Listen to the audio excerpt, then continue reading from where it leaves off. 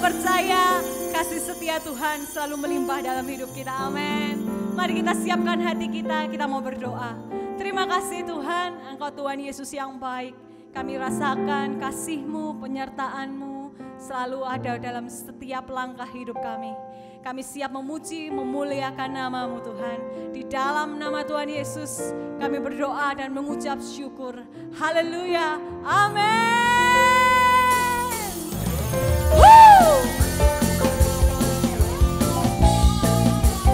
Sebab Dia Tuhan Yesus yang baik.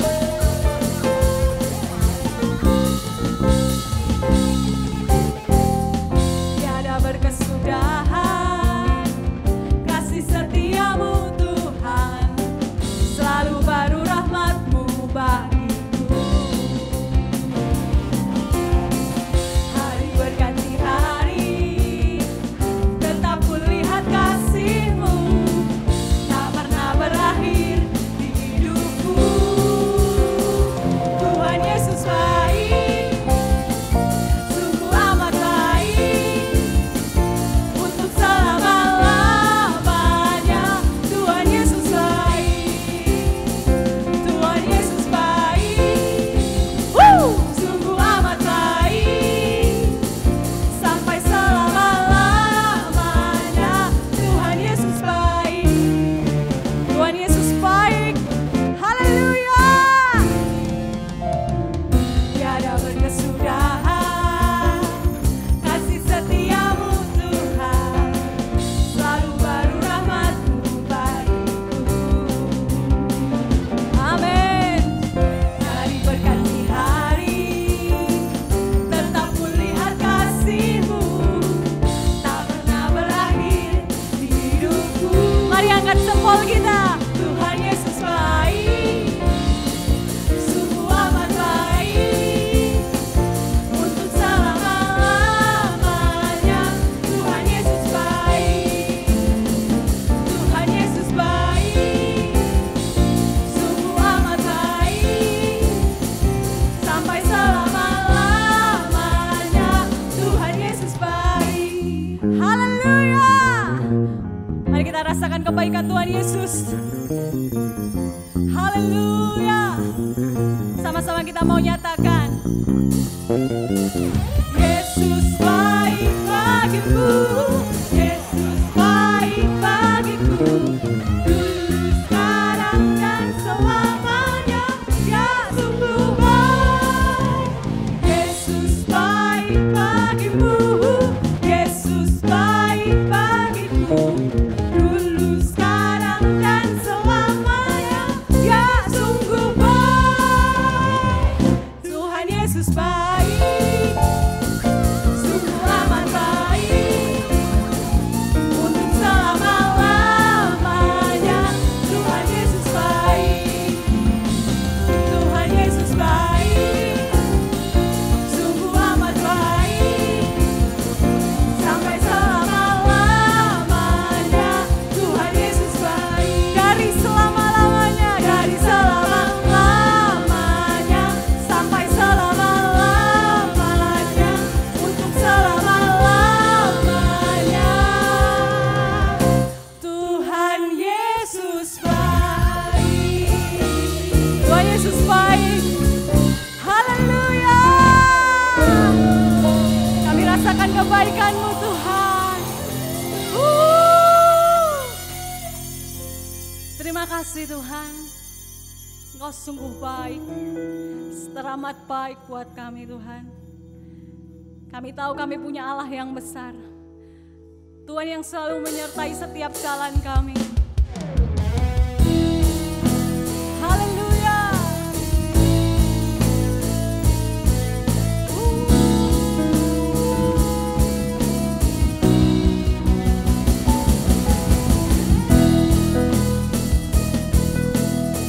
Terima kasih Yesus.